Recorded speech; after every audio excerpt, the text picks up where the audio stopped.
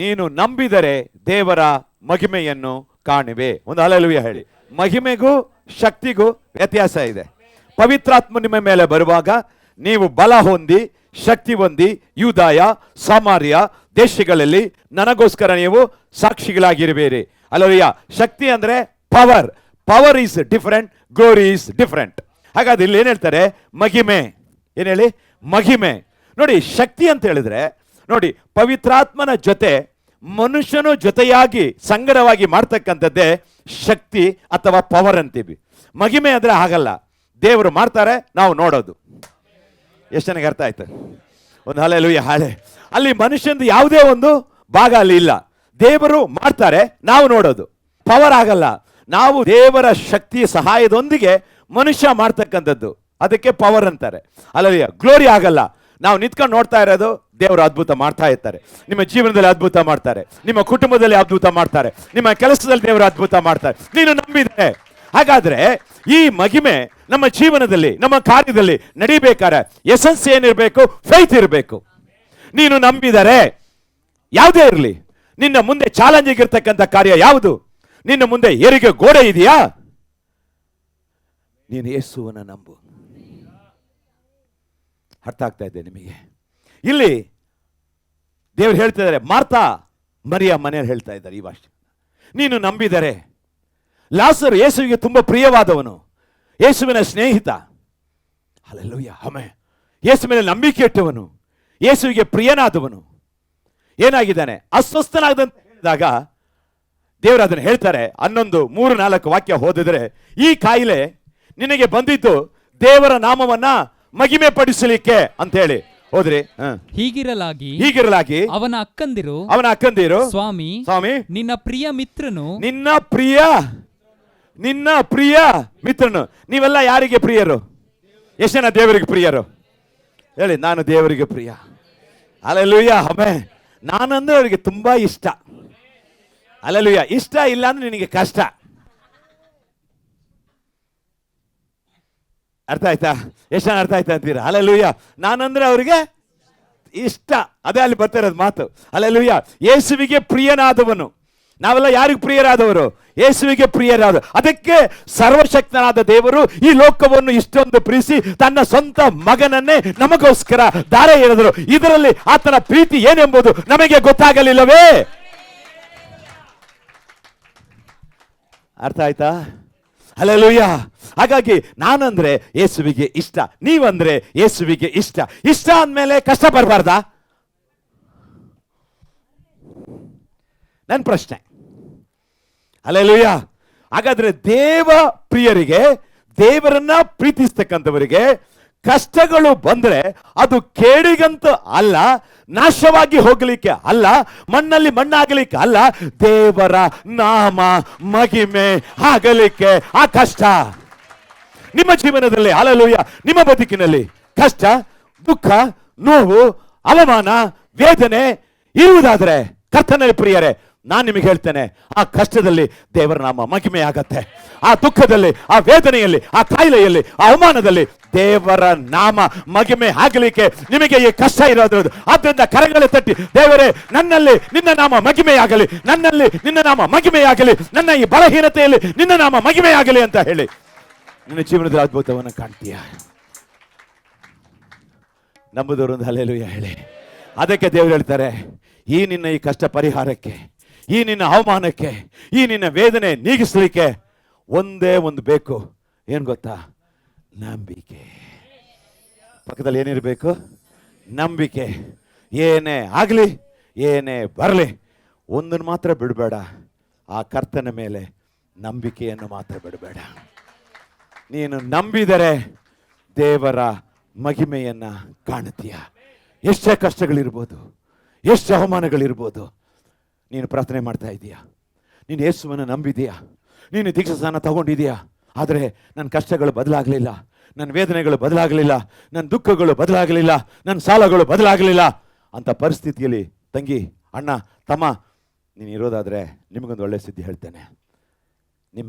ನಿಮ್ಮಲ್ಲಿ ಹಲ್ಲೆಲೂಯಾ ದೇವರ ನಾಮ ಮಹಿಮೆ ಆಗುವಾಗೆ ಇದು ದೇವರೇ ಮಾಡಿದ್ದು, ಇದು ದೇವರೇ ಕೊಟ್ಟಿದ್ದು, ಇದು ದೇವರೇ ನಡೆಸಿದ್ದು, ದೇವರೇ ನನ್ನನ್ನು ಎತ್ತಿತ್ತು ಹಾಗೆ ಹೇಳುವ ಹಾಗೆ ದೇವರು ನಿಮ್ಮ ಜೀವನದಲ್ಲಿ ದೇವರ ಮಹಿಮೆ ಪ್ರಕಟವಾಗಲಿದೆ. ನಂಬುತ್ತಕ್ಕಂಥವ್ರು ಆಮೇಲೆ ಹೇಳಿ ಹಲ್ಲೆಲೂಯ, ಹಲ್ಲೆಲೂಯ. ಅದಕ್ಕೆ ದೇವರು ಹೇಳ್ತಾರೆ, ನೀನು ನಂಬಿದರೆ ದೇವರ ಮಹಿಮೆಯನ್ನು ಕಾಣುವೆ. ನಂಬಬೇಕು, ಏನೇ ಆಗಲಿ. ಪಕ್ಕದಲ್ಲಿ ಒಂದು ಅಚಲವಾದ ಹಲ್ಲೆಲೂಯ, ಒಂದು ದೃಢವಾದ ಒಂದು ದೃಢವಾದ ಅಚಲವಾದ ನಂಬಿಕೆಯನ್ನು ನೀವು ಕರ್ತನ ಮೇಲೆ ಇಡುವುದಾದರೆ ಖಂಡಿತ ಹೇಳ್ತೇನೆ, ನಿಮ್ಮ ಜೀವನದಲ್ಲಿ ನೀವು ಆಶೀರ್ವಾದವನ್ನು ಕಾಣ್ತೀರಾ. ಅದಕ್ಕೆ ಹೇಳ್ತಾರೆ ಮಹಿಮೆ. ಮಹಿಮೆ ಅಂದರೆ nothing but God's presence, nothing but God presence. ದೇವರ ಸಾನ್ನಿಧ್ಯ, ದೇವರ ಪ್ರಸನ್ನತೆ. ಮಹಿಮೆ ಅಂದರೆ ದೇವರ ಪ್ರಸನ್ನತೆ. ದೇವರ ಪ್ರಸನ್ನತೆ ಎಲ್ಲಿದೆ? ಪವಿತ್ರಾತ್ಮರು ಎಲ್ಲಿದ್ದಾರೆ ಅಲ್ಲಿ ಬಿಡುಗಡೆ, ಪವಿತ್ರಾತ್ಮರು ಎಲ್ಲಿದ್ದಾರೆ ಅಲ್ಲಿ ಜಯ, ಪವಿತ್ರಾತ್ಮರು ಎಲ್ಲಿದ್ದಾರೆ ಅಲ್ಲಿ ನೆಮ್ಮದಿ, ಪವಿತ್ರಾತ್ಮರು ಎಲ್ಲಿದೆ ಅಲ್ಲಿ ಅದ್ಭುತ. ಹಾಗಾದ್ರೆ ನಂಬಿದರೆ ದೇವರ ಮಹಿಮೆಯನ್ನು ಕಾಣುವೆ ಅಂತ ಹೇಳಿದ್ವಿ. ಹಾಗಾದರೆ ಮಹಿಮೆ ಅಂದ್ರೆ ಏನು? ದೇವರ ಸಾನ್ನಿಧ್ಯ, ದೇವರ ಪ್ರಸನ್ನತೆ. ನಾವು ಯೋಹಾನ 1 ನೋಡ್ತೇವೆ, ಆದಿಯಲ್ಲಿ ವಾಕ್ಯ ಬಿತ್ತು, ಆ ವಾಕ್ಯವು ದೇವರ ಬಳಿ ಇತ್ತು, ಆ ವಾಕ್ಯವೇ ದೇವರಾಗಿತ್ತು. ಅದು 1:1 ಹೇಳುತ್ತೆ. ಹಾಗೆ ಯೋಹಾನ 1:14 ಕೆಳಗಡೆ ಬಂದ್ರೆ ಆ ವಾಕ್ಯ ಹೇಳ್ತದೆ, ಆ ವಾಕ್ಯವೆಂಬುದು ನರ ಅವತಾರ ಎತ್ತಿ ನಮ್ಮ ಮಧ್ಯದಲ್ಲಿ ವಾಸ ಮಾಡಿದನು, ಆತನ ಮಹಿಮೆಯನ್ನ ನೋಡಿದೆವು, ಆ ಮಹಿಮೆಯು ತಂದೆಯ ಬಳಿಯಿಂದ ಒಬ್ಬನೇ ಮಗನಿಗೆ ಇರತಕ್ಕ ಮಹಿಮೆ, ಅದೇ ಯೇಸು ಸ್ವಾಮಿನೇ ಆ ಮಹಿಮೆ. ಮಹಿಮೆ ಅಂದ್ರೆ ಏನಂತ ತಿಳ್ಕೊಬೇಕಲ್ಲ ನೀವು. You must understand, you must know what is the glory. What is the difference between power and glory? Power, hallelujah, we are working along with the help of God, that is power. Glory, nothing to work, just you stand and watch, God will work. That is the glory. Just you are watching. ನಿಮ್ಮ ಜೀವನದಲ್ಲಿ ದೇವರು ಇವತ್ತಿನಿಂದ ದೇವರ ಮಹಿಮೆಯನ್ನು ನೋಡ್ತೀರಾ. ನಿಮ್ಮ ಕೆಲಸದಲ್ಲಿ, ನಿಮ್ಮ ಕುಟುಂಬದಲ್ಲಿ, ನಿಮ್ಮ ಜೀವನದಲ್ಲಿ ಕೈತಟ್ಟಿ ದೇವರಿಗೆ. ಇಲ್ಲಿ ತನಕ ನೀವು ಮಾಡಿದ್ದಲ್ಲ ನಿಮ್ಮ ಪ್ರಯತ್ನ, ಇನ್ಮೇಲೆ ನೋಡೋದು ದೇವರ ಅದ್ಭುತ.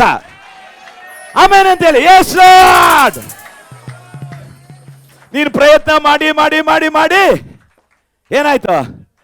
ಈಗ ದೇವ್ರು ಮಾಡೋದನ್ನ ನೋಡು. ಪಕ್ಕದ ಕೈ ದೇವ್ರು ಮಾಡೋದನ್ನ ನೋಡಿ ನೀನು. Hallelujah, amen.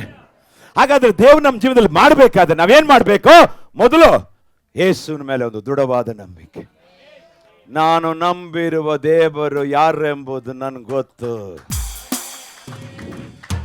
ಈ ಗೊತ್ತು ಸರಿಯಾಗಿ ಗೊತ್ತಿದ್ರೆ ನಿನ್ನ ಜೀವನದಲ್ಲಿ ಗತ್ತು ಬರುತ್ತೆ ಕಣಯ್ಯ. ನೀನ್ ಗತ್ತಾಗಿರ್ಬೇಕಾದ್ರೆ ಈ ಗೊತ್ತು ಸರಿಯಾಗಿರ್ಬೇಕು. ಅರ್ಥ ಆಗ್ತಾ ಇದೆ? ಎಷ್ಟು ನನಗೆ ಅರ್ಥ ಆಗ್ತಾ ಇದೆ? ಒಂದು ಹಲ್ಲೆಲೂಯ ಹೇಳಿ, ಹಲ್ಲೆಲೂಯ. ಹಾಗಾಗಿ ಈ ನಂಬಿಕೆ ದೃಢವಾಗಿ ದೇವರಿಡ್ರಿ. ದೇವರು ಮಾಡೇ ಮಾಡ್ತಾರೆ. ಆತನ ಸುಳ್ಳು ಹೇಳಲಿಕ್ಕೆ ನನ್ನ ಮನುಷ್ಯನಲ್ಲ ಅಂತೇಳಿ ಆತನ ನಂಬಿದರೆ, ಅಲ್ಲಿ ಮಾರ್ತಾಳನ್ನ ಭೇಟಿ ಮಾಡಿದಂತೆ ಯೇಸು ಹೇಳ್ತಾರೆ, ಮಾರ್ತಾ ಮಾರ್ತಾ, ಆಗಲೇ ನಾನು ನಿನಗೆ ಹೇಳಿಲ್ವಾ ಅವನು ಸೌಖ್ಯವಿಲ್ಲ ಅಸ್ವಸ್ಥನಾಗಿದ್ದಾಗ ನಾನೇನು ಹೇಳಿದೆ? ಈ ರೋಗ ಬಂದಿರೋದು ನಿನ್ನ ಅವಮಾನ ಪಡಿಸ್ಲಿಕ್ಕಲ್ಲ, ನನ್ನ ಮಹಿಮೆ ಪಡಿಸ್ಲಿಕ್ಕೆ. ನಿನಗೆ ಕಷ್ಟ ಬಂದಿರೋದು ಏನ್ ಗೊತ್ತಾ? ನಿನ್ನ ಅವಮಾನ ಪಡಿಸ್ಲಿಕ್ಕಲ್ಲ, ನನ್ನ ನಾಮ ಮಹಿಮೆ ಪಡಿಸ್ಲಿಕ್ಕೆ. ನನ್ನ ಮಹಿಮೆ ನೀನ್ ಕಾಣ್ತೀಯ. ಆದ್ರೆ ಆ ಮಹಿಮೆ ನೀನು ನೋಡ್ಬೇಕಾದ್ರೆ ನಿನ್ ಕೆಲಸದಲ್ಲಿ, ನಿನ್ ಬಿಸ್ನೆಸ್ ನಲ್ಲಿ, ನಿನ್ ಬಾಳ್ನಲ್ಲಿ, ನಿನ್ ಬಲಹೀನತೆಯಲ್ಲಿ ನಾನು ಒಂದು ಕೇಳ್ತೇನೆ, ಏನು? ನಂಬು. ನಂಬಿದರೆ ದೇವರ ಮಹಿಮೆ. ಎಳ್ಳಷ್ಟು ವ್ಯತ್ಯಾಸ ಇಲ್ಲದೆ ದೇವರು ಹೇಳಿದ್ದಾರೆ, ನೀ ನಂಬಿಕೆಯಿಂದ ಆ ಮಗನಿಗೆ ಹೇಳಿದ್ರೆ ಕಿತ್ತೋಗಂದ್ರೆ ಕಿತ್ಕೊಂಡೆ ಸಮುದ್ರಕ್ಕೆ ಬೀಳ್ತದೆ. ನಾವು ವಾಕ್ಯ ಎಲ್ಲ ಓದಕ್ಕಲ್ಲ, ಹಿಂಗೆ ಹೇಳ್ತೀನಿ. ಹಲ್ಲೆಲೂಯಾ. ನಿನ್ ಮುಂದೆ ಇರ್ತಕ್ಕಂಥ ಬೆಟ್ಟ, ನಿನ್ ಮುಂದೆ ಇರ್ತಕ್ಕಂಥ ಗುಡ್ಡ, ನಿನ್ನ ಮುಂದೆ ಇರ್ತಕ್ಕಂಥ ಗೋಡೆ, ನಿನ್ನ ಮುಂದೆ ಇರ್ತಕ್ಕಂಥ ಸಮಸ್ಯೆ, ನಿನ್ನ ಮುಂದೆ ಇರ್ತಕ್ಕಂಥ ಗಡ್ಡೆ ಏನೇ ಇರಲಿ, ನಂಬಿಕೆಯಿಂದ ನೀನು ವಿಶ್ವಾಸ ಇಟ್ಟು ಯೇಸುವಿನ ನಾಮದಲ್ಲಿ ಏ ಗಡ್ಡೆ ಕರಗೋಗು ಅಂದ್ರೆ ಹೋಗತ್ತೆ, ಹೋಗತ್ತೆ, ಆಗತ್ತೆ, ಸಾಧ್ಯ. ಅದೇ ನಂಬಿಕೆ. ಹಲ್ಲೆಲೂಯಾ. ಅದನ್ನ ಇವತ್ತು ಹೇಳ್ತಿದ್ದಾರೆ, ನಂಬಿದರೆ ದೇವರ ಮಹಿಮೆಯನ್ನು ನೀನು ಕಾಣ್ತೀಯ. ಮಹಿಮೆ ಅಂದರೆ ದೇವರ ಸಾನ್ನಿಧ್ಯ, ಪ್ರಸನ್ನತೆ. ಆ ಮಹಿಮೆನೇ ಯೇಸು ಸ್ವಾಮಿ. ಅದನ್ನು ಹೇಳ್ತಾರೆ, ನಾವು ಆ ಮಹಿಮೆಯನ್ನು ಕಂಡಿದ್ದೇವೆ ಎಂಬುದಾಗಿ. ಆಗ ಲಾಸರು ನಂಬಿಕೆದ ಮೇಲೆ ಲಾಸರು ಸತ್ತವನು ಜೀವಂತವಾಗಿ ಎದ್ದು ಬರ್ತಾನೆ. ಇವತ್ತು ನಮ್ಮ ಜೀವನದಲ್ಲಿ, ನಿಮ್ಮ ಕುಟುಂಬದಲ್ಲಿ ನಿಮ್ಮ ಆಸೆ, ನಿಮ್ಮ ನಿರೀಕ್ಷೆ, ಹಲ್ಲೆಲೂಯಾ, ನಿಮ್ಮ ಕನಸು ಅಥವಾ ನಿಮ್ಮ ನನಸ್ಸು ಏನಾದರೂ ಸತ್ತೋಗಿ ಸಮಾಧಿ ಆಗಿದೆ, ಇನ್ನೇನಿಲ್ಲ, ನಾವು ಬದುಕಲಿಕ್ಕೆ ಆಗಲ್ಲ, ನಾವು ಚೇತರಿಸಲಿಕ್ಕೆ ಆಗಲ್ಲ ಅಂತಕ್ಕಂಥ ಒಂದು ಪರಿಸ್ಥಿತಿಯಲ್ಲಿ ನೀವು ಇರುವುದಾದರೆ, ನಿಮಗೆ ದೇವರು ಹೇಳ್ತಕ್ಕಂಥ ಒಂದು ಒಳ್ಳೆ ಸಂದೇಶ, ಶುಭ ಸಂದೇಶ ಏನಂತ ಹೇಳಿದ್ರೆ, ಮಗನೇ ನಂಬು, ನಾನು ಎತ್ತಿ ನಿಲ್ಲಿಸ್ತೇನೆ, ನಾನು ನಿನ್ನ ಎತ್ತಿ ನಿಲ್ಲಿಸ್ತೇನೆ. ಲೋಕ ಹೇಳ್ತೆ ಅಷ್ಟೇ, ಇವನು ಗತಿ ಮುಗೀತು, ಯಾಕಂದ್ರೆ ಸತ್ತು 4 ದಿನ ಆಯ್ತು, ಇವನೆಲ್ಲ ಮೇಲ್ ಬರ್ತಾನ. ದೇವ್ರು ಹೇಳ್ತಾರೆ, ನಂಬಿದರೆ ಇಲ್ಲದೆ ಇರೋದನ್ನ ಇರುವಾಗೆ ಮಾಡ್ತಾನೆ, ಇಲ್ಲದೆ ಇರುವುದನ್ನ ಇರುವಾಗೆ ಮಾಡ್ತಾನೆ. ಇದಕ್ಕೆ ಎಸೆನ್ಸ್ ಏನು? ಫೇತ್. ಎಲ್ಲರಲ್ಲಿ ಏನು ಹೇಳಿ? ಫೇತ್. ನಂಬಿಕೆ ಇಡಿ. ದೇವರು ನಿಮ್ಮ ಜೀವನದಲ್ಲಿ ಇದನ್ನು ಮಾಡೋದನ್ನು ನೀವು ಕಾಣ್ತೀರಾ. ಚೆನ್ನಾಗಿ ಕೈ ತಟ್ರಿ, ದೇವರಿಗೆ ಹೋಗಲಿ, ದೇವರ ನಾಮಕ್ಕೆ ಮಹಿಮೆ ಆಗಲಿ. Hallelujah, amen. ಹಳೆ ಒಡಂಬಡಿಕೆಯಲ್ಲಿ ನಾವು ಒಂದು ನೋಡುವ, ವಿಮೋಚನಾ ಕಾಂಡ 40:34 ಓದಿದ್ರೆ, ದೇವರ ಮಹಿಮೆ ಹಳೆ ಒಡಂಬಡಿಕೆಯಲ್ಲಿ ಎಲ್ಲಿತ್ತು, ಎಲ್ಲಿ ವಾಸವಾಗಿತ್ತು ಅನ್ನೋದನ್ನ ನೋಡ್ತೇವೆ. ಓದುವ. ಆಗ ಮೇಘವು ದೇವ ದರ್ಶನದ ಗುಡಾರವನ್ನು ಮುಚ್ಚಿತು. ಯೆಹೋವನ ತೇಜಸ್ಸು ಅಂದ್ರೆ ಮಹಿಮೆ ಗುಡಾರವನ್ನು ತುಂಬಿತು. ಎಲ್ಲರೂ ಹೇಳಿ, ತೇಜಸ್ ಅಂದ್ರೆ ಏನು ಹೇಳಿ? ತೇಜಸ್ ಅಂದ್ರೆ ಮಹಿಮೆ, ರೈಟಾ? ಓಕೆ, ತೇಜಸ್ ಅಂದ್ರೆ ಮಹಿಮೆ, ಗ್ಲೋರಿ. ಯೆಹೋವನ ತೇಜಸ್ಸು. ನೋಡಿ, ಆಗ ಮೇಘವು ದೇವದರ್ಶನ ಗುಡಾರವನ್ನ ಮುಚ್ಚಿತು. ಯೆಹೋವನ ತೇಜಸ್ಸು, ಓದಪ್ಪ. ಯೆಹೋವನ ತೇಜಸ್ಸು ಗುಡಾರವನ್ನು ತುಂಬಿತು. ಯೆಹೋವನ ತೇಜಸ್ಸು ಗುಡಾರವನ್ನ, ಕೈ ಮೇಲೆ ಎತ್ರಿ, ಆಕ್ಷನ್ ಮಾಡ್ರಿ, ತುಂಬಿತು. ಹಲ್ಲೆಲೂಯಾ. ವಾಕ್ಯ ಹೇಳ್ತದೆ, ದರ್ಶನ ಗುಡಾರವನ್ನ ಮುಚ್ಚಿತ್ತು ಮತ್ತೆ ತುಂಬಿತ್ತು. ಎಲ್ಲ ಹೇಳಿ, ಮುಚ್ಚಿತ್ತು ಮತ್ತೆ ತುಂಬಿತ್ತು. ಟೋಟಲ್ ಈಗ ಗುಡಾರ ಎಲ್ಲಿದೆ? ಮೇಘದ ಒಳಗೆ ಇದೆ. ಹಾಗಾದ್ರೆ ಈ ಮಹಿಮೆ ವಾಸವಾಗಲಿಕ್ಕೆ, ಈ ಮಹಿಮೆ ಬಂದು ಹಿಡ್ಕೊಳ್ಳಿಕ್ಕೆ ಒಂದು ಸ್ಥಳ ಬೇಕು, ಒಂದು ಗುಡಾರ ಬೇಕು. ಎಲ್ಲ ಹೇಳಿ, ಏನ್ ಬೇಕು? ಒಂದು ಗುಡಾರ. ಇನ್ನೊಂದ್ಸತಿ ಹೋದ್ರೆ ನಿಮ್ಗೆ ಅರ್ಥ ಆಗ್ಲಿ. ಆಗ ಮೇಘವು ದೇವದರ್ಶನದ ಗುಡಾರವನ್ನು ಮುಚ್ಚಿತು. ಯೆಹೋವನ ತೇಜಸ್ಸು ಗುಡಾರವನ್ನು ತುಂಬಿತು. ಮೇಘವು ದೇವದರ್ಶನದ ಗುಡಾರದ ಮೇಲೆ ನೆಲೆಯಾಗಿರುವುದರಿಂದಲೂ ಸಾಕು. ಗುಡಾರದ ಮೇಲೆ, ಗುಡಾರದ ಒಳಗೆ. ಹಾಗಾದ್ರೆ ತೇಜಸ್ಸು, ಮಹಿಮೆ ಬಂದು ಏನ್ ಕುತ್ಕೊಳ್ಬೇಕು. ಏನ್ ಬೇಕಿತ್ತು? ಒಂದು ಗುಡಾರ ಬೇಕು, ಮಹಿಮೆ. ಹೌದಾ? ರೈಟ್. ಇನ್ನೊಂದು ವಾಕ್ಯ ಓದುವ, ವಿಮೋಚನಾ ಕಾಂಡ 16:10. ಒಂದು ಗುಡಾರ ಬೇಕು. ನೆಕ್ಸ್ಟ್ 16:10. ಆರೋನನು ಇಸ್ರಾಯೇಲ್ಯರ ಸಮೂಹಕ್ಕೆಲ್ಲ ಈ ಮಾತುಗಳನ್ನು ತಿಳಿಸುತ್ತಿರುವಾಗ ಅವರು ಅರಣ್ಯದ ಕಡೆಗೆ ನೋಡಲಾಗಿ ಮೇಘದಲ್ಲಿ ಯೆಹೋವನ ತೇಜಸ್ಸು ಅವರಿಗೆ ಕಾಣಿಸಿತು. ಎಲ್ಲಿ? ತೇಜಸ್ಸು, ಮಹಿಮೆ. ಮೋಡದಲ್ಲಿ ಮಹಿಮೆ. ಆ ಮೋಡದ ಮೇಲೆ ಬಂದು ಮಹಿಮೆ, ಗುಡಾರದ ಮೇಲೆ ಬಂದು ಮಹಿಮೆ. ನೆಕ್ಸ್ಟ್ 24:16. ಯೆಹೋವನ ತೇಜಸ್ಸು ಸೀನಾಯಿ ಬೆಟ್ಟದ ಮೇಲೆ ನಿಂತಿತು. ಮತ್ತು ಆ ಮೇಘವು 6 ದಿನಗಳವರೆಗೆ. ಸಾಕು ಬಿಡಿ. ಹಲ್ಲೆಲೂಯಾ. ಗಮನಿಸಿರಿ, ಇಲ್ಲಿ ಮೇಘ, ಮಹಿಮೆ, ತೇಜಸ್ಸು, ಗ್ಲೋರಿ ಎಲ್ಲಿ ಬಂದಿತ್ತು? ಬಿಡಾರದ ಮೇಲೆ, ಮೇಘದ ಮೇಲೆ, ಸೀನಾಯಿ ಬೆಟ್ಟದ ಮೇಲೆ. ಕರ್ತನಲ್ಲಿ ಪ್ರಿಯರೇ, ಗಮನಿಸಿರಿ, ಆ ಮಹಿಮೆ ಬಂದು ಕುಳಿತುಕೊಳ್ಳಿಕ್ಕೆ, ನಿಂತ್ಕೊಳ್ಳಿಕ್ಕೆ ಏನ್ ಬೇಕು? ಒಂದು ಸ್ಥಳ ಬೇಕು, ಒಂದು ಪ್ಲೇಸ್ ಬೇಕು, ಒಂದು ಡ್ವೆಲ್ಲಿಂಗ್ ಪ್ಲೇಸ್ ಬೇಕು. ಆ ಗುಡಾರ ಎಲ್ಲಿದೆ ಅದನ್ನು ಕಂಡುಹಿಡಿಯಬೇಕು. ಹಲ್ಲೆಲೂಯಾ. ಆ ಮಹಿಮೆಗೆ ಏನ್ ಬೇಕು? ಒಂದು ಪ್ಲೇಸ್ ಬೇಕು. ಆದಿಕಾಂಡದಲ್ಲಿ ಆದಾಮ್ ಅವ್ವಳನ್ನ ದೇವರು ಸೃಷ್ಟಿ ಮಾಡಿದಾಗ ಅವರು ಮಹಿಮೆಯಿಂದ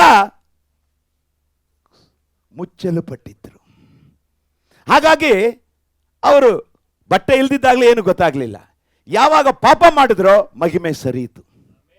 ಅವರು ಸೃಷ್ಟಿ ಮಾಡಿದಾಗ ದೇವರ ಮಹಿಮೆ wrapped in glory of god ಅಂತಾರೆ. ರ್ಯಾಪ್ಡ್, ಸುತ್ತಲ್ಪಟ್ಟಿದ್ರು, ಸುತ್ತುವರೆದಿತ್ತು. ಯಾವುದರಿಂದ?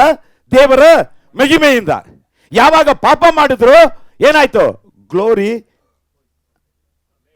ಅಟ್ಯಾಚ್ಮೆಂಟ್ ಇದ್ದು ಗ್ಲೋರಿ ಈಗ ಡಿಟ್ಯಾಚ್ಮೆಂಟ್ ಆಗೋಯ್ತು, ದೂರ ಹೋಯ್ತು.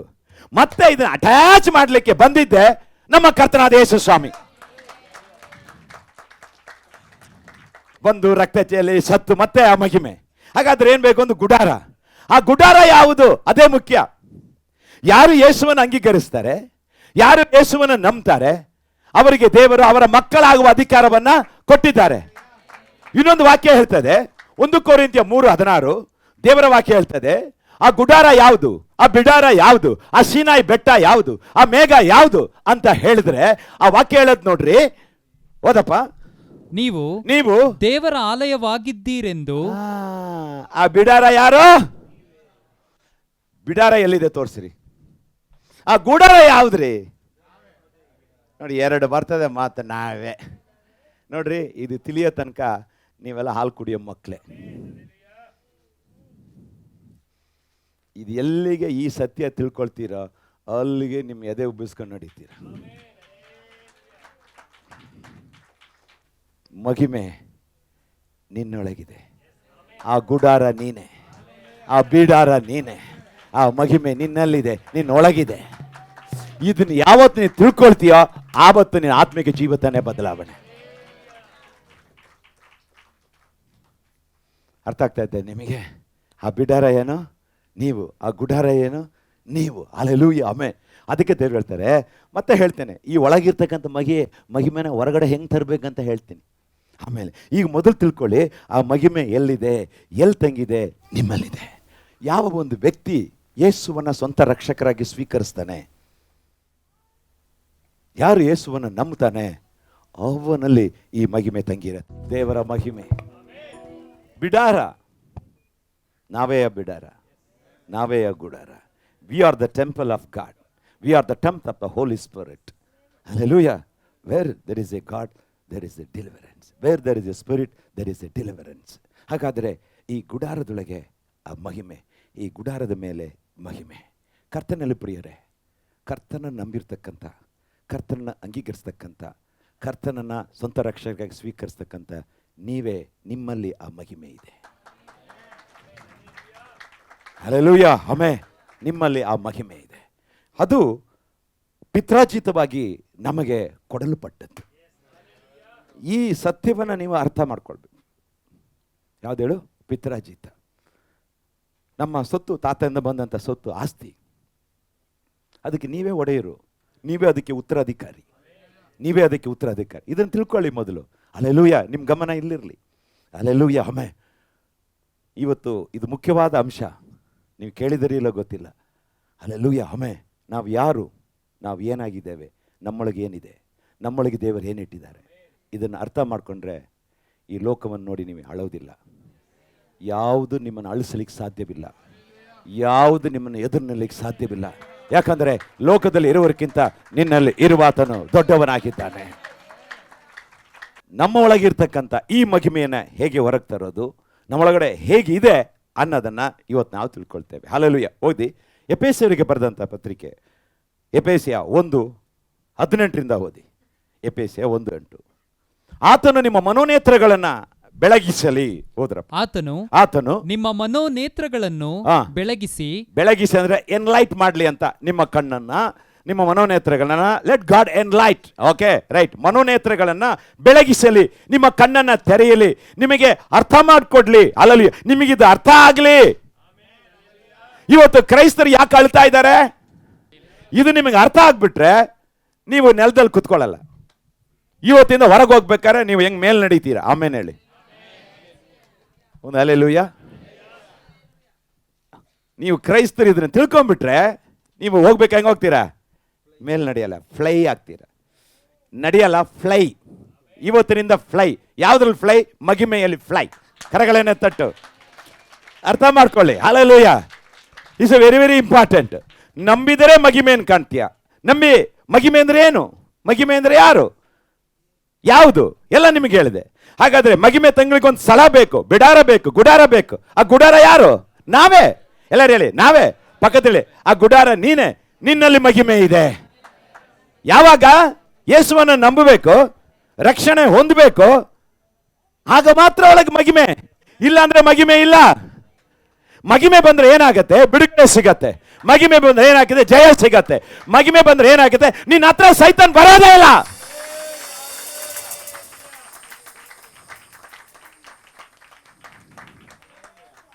ನಾವು ಆಡಳಿತ ಮಾಡ್ಲಿಕ್ಕೆ, ಡೊಮೈನ್ ಮಾಡ್ಲಿಕ್ಕೆ ಹುಟ್ಟಿದವರು.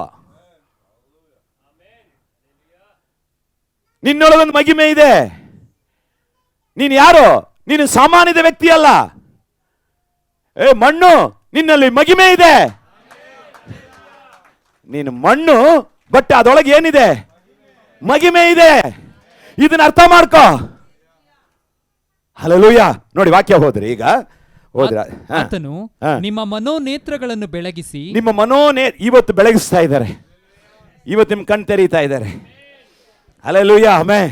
ನೋಡಿ, ಮನೋನೇತ್ರ ಬೆಳಗಿಸಿ ಆತನಿಂದ ಕರೆಸಿಕೊಂಡವರು ನಿರೀಕ್ಷಿಸುವ ಪದವಿ ಎಂತದೆಂಬುದನ್ನು, ನಿರೀಕ್ಷಿಸುವ ಪದವಿ ಏನೆಂಬುದನ್ನ, ದೇವಜನರೆಂಬ ಆತನ ದೇವಜನರು ಆತನ ಸ್ವಾಸ್ಥ್ಯ, ಆತನ ಸೊತ್ತು, ಆತನ ಅಸೆಟ್ಸ್, ಆತನ ಆಸ್ತಿ.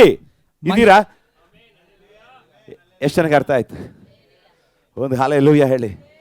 ಹಲ್ಲೆಲೂಯಾ. ಆಮೆನ್. ಓದಿ. ದೇವಜನರೆಂಬ ಆತನ ಸ್ವಾಸ್ಥ್ಯದ ಮಹಿಮಾತಿಶಯವು ಎಂತದೆಂಬುದನ್ನು ನಂಬುವವರಾದ ನಮ್ಮಲ್ಲಿ ಆತನು ಸಾಧಿಸುವ ಪರಾಕ್ರಮವು ಎಷ್ಟು ಅತಿಶಯವಾದದ್ದೆಂಬುದನ್ನು ನೀವು ತಿಳುಕೊಳ್ಳುವಂತೆ ಅನುಗ್ರಹಿಸಿರಿ. ಇನ್ನೊಂದು ಕೊಲೋಸ್ಯ 1:27, ಎರಡನ್ನು ಓದಿ ನಿಮಗೆ ಅರ್ಥ ಆಗತ್ತೆ. ಕೊಲೋಸ್ಯ 1:27. ಅನ್ಯ ಜನಗಳ ವಿಷಯವಾದ ಈ ಮರ್ಮದ ಮಹಿಮಾತಿಶಯವು, ಮರ್ಮ. ಈಗ ನಾನು ಹೇಳ್ತಾ ಇರೋದು ಮರ್ಮ. ಏನ್ ಮರ್ಮ? ನಿಮ್ಮೊಳಗಡೆ ಒಂದು ಮಹಿಮೆ ಇದೆ. ನಿಮ್ಮೊಳಗೊಂದು ಮಹಿಮೆ ಇದೆ. ಪಕ್ಕದಲ್ಲಿ ನನ್ನೊಳಗೊಂದು ಮಹಿಮೆ ಇದೆ. ಇದೇ ಮರ್ಮ. ಈ ಮರ್ಮನ ತಿಳ್ಕೊಂಡ್ಬಿಟ್ರೆ ಮಹಿಮೆಯಾಗಿ ಜೀವಿಸ್ತೀರ. ಕೈ ಮೇಲೆತ್ರಿ. ಹಲ್ಲೆಲೂಯಾ. ಇದೇ ಮರ್ಮ. ಇವತ್ತು ಕ್ರೈಸ್ತರು ಅನೇಕ ಕಾರ್ಯದಲ್ಲಿ ಜಯಶಾಲಿಗಳ ಆಗದೆ ಸೋಲಿನ ಹಾದಿಯಲ್ಲಿ, ಅನೇಕ ಕ್ರೈಸ್ತರ ಮನೆಯಲ್ಲಿ ಜಗಳ, ಅನೇಕ ಕ್ರೈಸ್ತರ ಮನೆಯಲ್ಲಿ ಇನ್ನು ಡ್ರಿಂಕಿಂಗು, ಅನೇಕ ಕ್ರೈಸ್ತರ ಮನೆಯಲ್ಲಿ ಇನ್ನು ಕವಳ ಹಾಕಿ ಅನೇಕ ಕ್ರೈಸ್ತರ ಮನೆಯಲ್ಲಿ ಪ್ರೀತಿ ಇಲ್ಲ. ಅನೇಕ ಕ್ರೈಸ್ತರ ಮನೆಯಲ್ಲಿ ಅದು ವರ್ಸ್ಟ್ ಕೇಸ್. ಇನ್ನು ಒಳಗೆ ಹೇಳಕ್ಕೆ ಹೋಗಲ್ಲ. ಹಲ್ಲೆಲೂಯಾ. ಆಮೆನ್. ಅರ್ಥ ಯಾಕೆ? ನಿನ್ನೊಳಗೆ ಇರ್ತಕ್ಕಂಥದ್ದು ಏನು? ನಿನ್ನೊಳಗೆ ಇರ್ತಕ್ಕಂಥವ್ರು ಯಾರು? ನಿನ್ನೊಳಗೆ ಏನಿದೆ?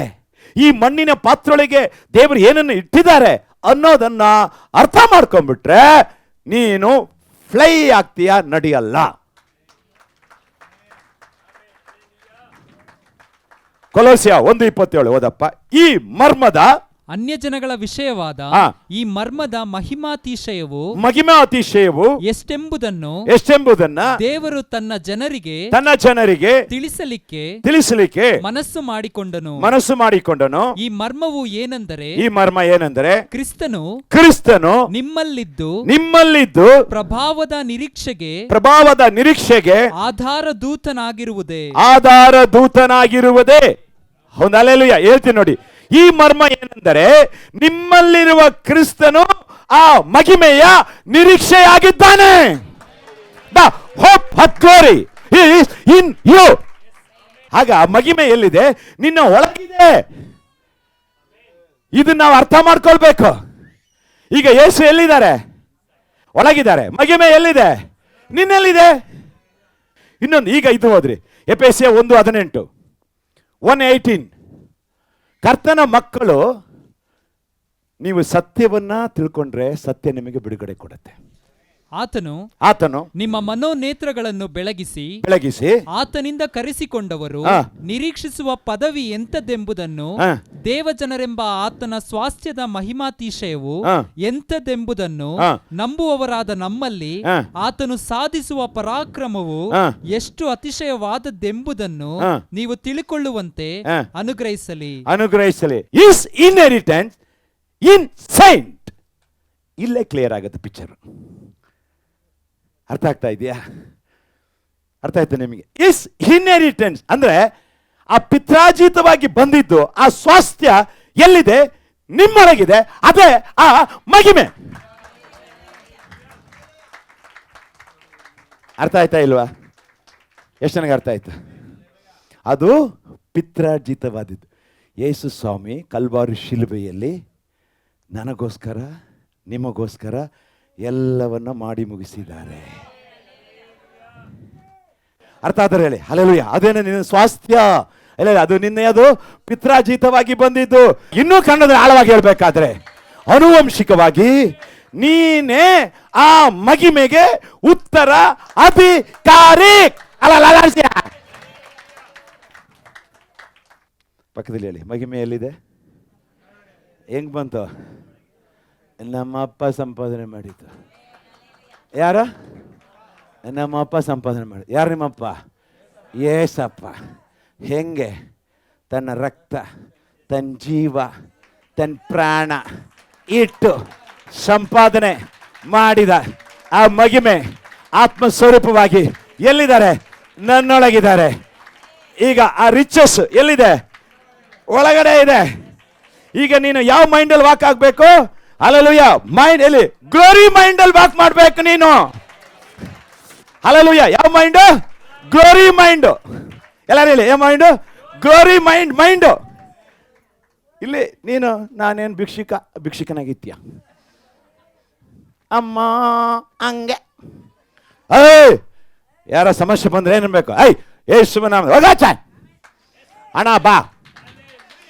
ನಾನು ಯಾರೋ ಗೊತ್ತಿರ್ಬೇಕು. ಗೊತ್ತಾ? ಇದು ಗೊತ್ತಿಲ್ಲ, ಅದಕ್ಕೆ ನಿಂಗೆ ಗತ್ತು ಬರೋಕಿಲ್ಲ. ಅದಕ್ಕೆ ನಿಂಗೆ ಕತ್ತು ಹಿಂಗೋಗೋದು.